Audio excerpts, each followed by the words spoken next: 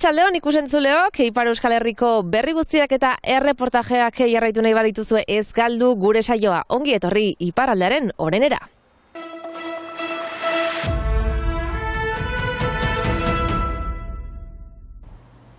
Muga pasabideen itxieren baitan Hendaiako auzapeza Pirinio Atlantikoetako prefetarekin bildu berri da. Abenida Zubiko esiak kentzeko asmoa helarazi dio. Logikarik gabeko itxiera dela errandio beste behin, ondoko zubiak irekita daudelako eta kontrolik gabe azken aldian gainera horregatik, Abenida Zubiko esiak itxurakeria direla diote, gobernuak kontrola duela errateko duen aitzakia faltsukeria Hendaiako auzapezaren hitzetan. Je serai celui qui participera et celui qui initiera cette démarche-là. Berretsi du esiak euren kabuz kenduko dituztela.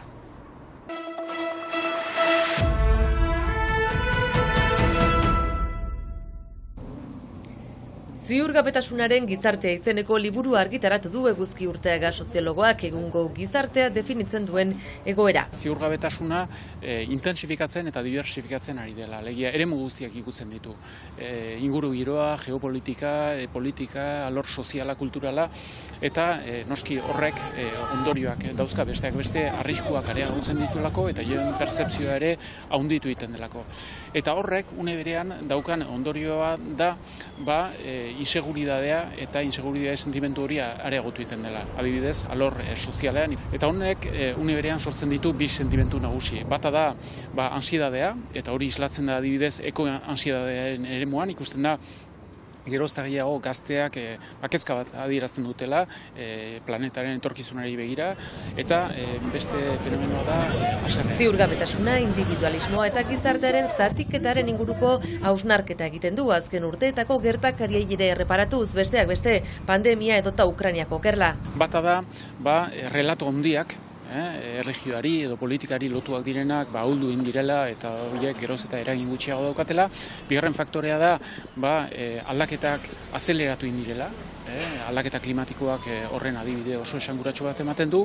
Hirugarren faktorea izango litzateke gizartea geroz eta zatituagoa eta fragmentatuagoa dela, eta azken faktorea da gizarte geroz eta individualizatuetan bizi gerala. Ziurgabetasunaren ondorioi ere erreparatzen die Urteagak lan honetan. Presentismoa geroz eta handiago dela, fundamentalismoa handitu egiten da, populismoa ere handitu egiten da, arrazakeria eta xenofobiak areagotzeko joera dauka, eta orduan faktore guzti horiek areagotuak dira ziurgabetasun gizarte batean bizi garelako. Analisia, jatorria, garapena eta ondorioak besteak beste ziurgabetasunaren gizartearen inguruko ikerketa eta hausnarketa lan honetan.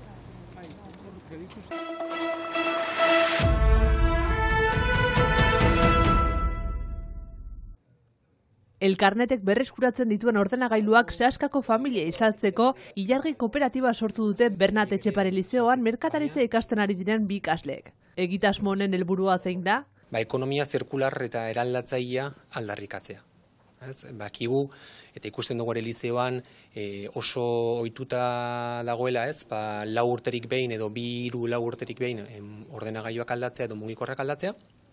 Eta guk proposatu nahi genuen eredu horri alternatiba bat, Eta alternatiba hori praktikoa izan daitekela eta giazkoa izan daitekela eta hemengo ikaslek egiten aldutela.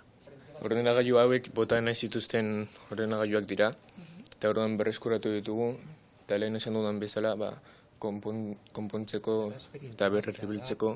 Kooperatibismotik enpresa bat sortu daitekela erakusteko asmoz, ordura arte 11 urte dituzten 11 ordenagailua berreskuratu eta urte bateko bermea ziurtatuz 155 eurotan salgai ezarri dituzte.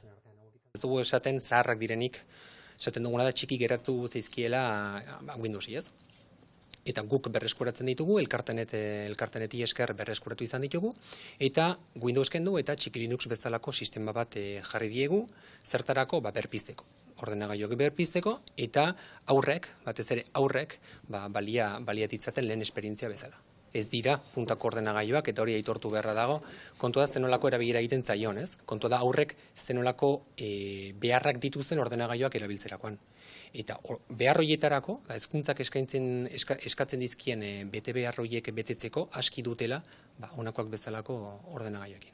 Kooperatiba hau sortzeko bilatu ditugu informazio batzuk Arrobi Ikastolako webgunean, eta gero elkarteneteko webgunean ere, eta informazio horiekin sortu dugu Google Docsean txosten bat, jarritugu prezioak, txosten horretan jarritugu hitz parrandanitz izen amateko.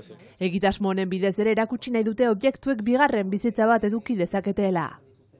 Teknologien kasuan gazteek ordenagailuak behar dituztela azaldu dute.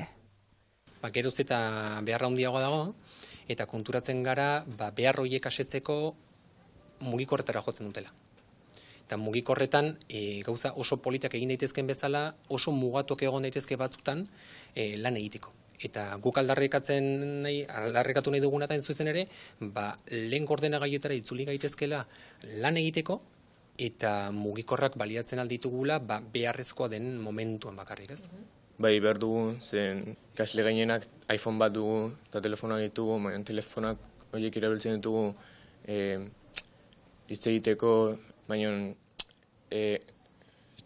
ordenagailu bat ere behar dugu etxean, gure ikastolako edo lizeoko txokolan egiteko.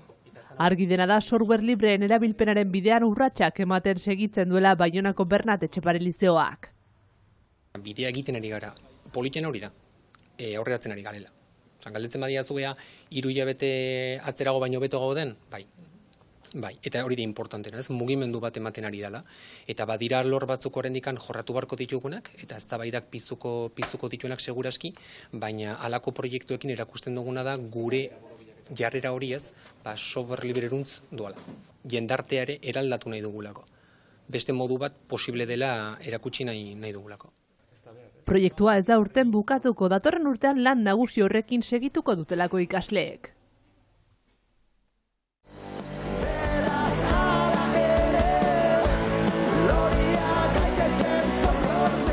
Willis Drummond taldeak hala ere deituriko 7. diskoa plazaratu ostean kontzertu bira egiten ari dira eta ostiraluntan Gasteizko Jimila zaretoan izanen da 9 kantuko disko honen azken aurkezpena. Ondotik Asiara eginen dute egan 8 datako bira bat egiteko Japonian eta Korean. Laukoteak Biarritzeko Atabalen emandako kontzertuarekin amaituko dugu gaurko saioa. Ikusentzuleok plazer baduzue, bihar arte. Kaosetik ala hutsetik, jakitzen dira gauza.